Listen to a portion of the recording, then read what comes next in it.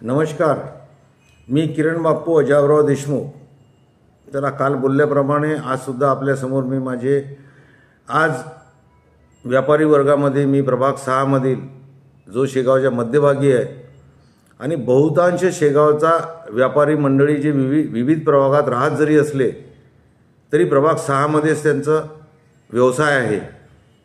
आज 10 ते 15 व्यापाऱ्यांच्या बैठकी म्हटल्यापेक्षा मी त्यांची भेट घेतली आणि माझा उभं राहायचा निर्धार मी त्यांना सांगितला।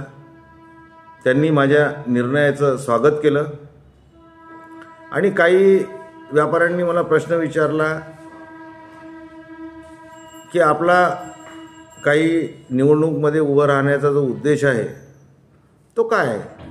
मी काल ज्याप्रमाणे उत्तर दिलं त्याप्रमाणे मी त्यांना माझा उद्देश सांगितला की सभागृहाला माझी आज गरज आहे।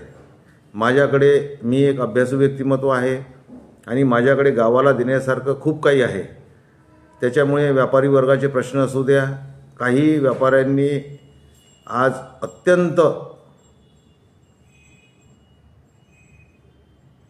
उद्वेगून रागाच्या भरातून त्यांच्या समस्या मांडल्या।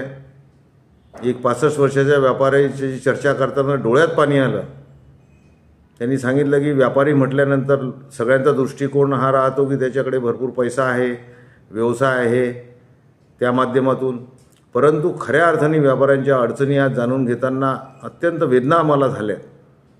नगरपालिकेच्या माध्यमातून व्यापाऱ्यांना जे पाठबळ पाहिजे होतं ते त्यांना ते मिळालं नाही। त्यांच्या ज्या समस्या निराकरण आहे त्या त्यांना झाल्या नाही।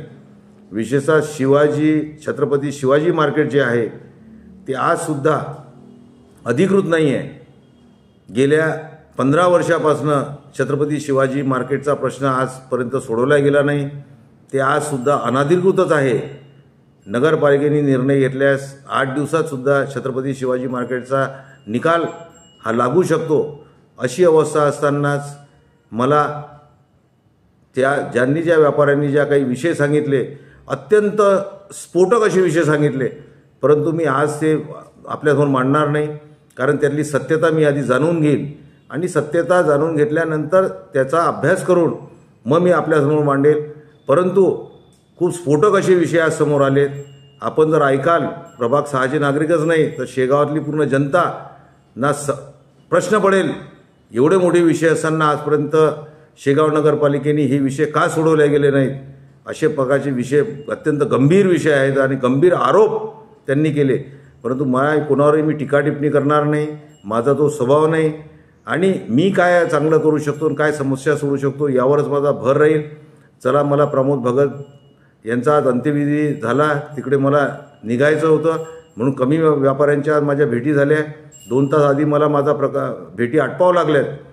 उद्या पुनश्च मी असेच विषय काही आपल्यासमोर घेऊन येईल। परंतु एक मी तुम्हाला सांगतो की माझा जसा लोकांशी चर्चा करत आहे तसा माझा आत्मविश्वास अत्यंत वाढत आहे लोकांचा प्रतिसाद बघून। आणि लोक शेवटी हेच म्हणतात की तुम्ही काम करणारे आहात, सातत्यपूर्ण काम करत आहात, आम्ही तुमच्यासोबत राहू, हे प्रत्येकजण मला आश्वस्त करत आहेत आणि त्यावर माझा विश्वाससुद्धा आहे।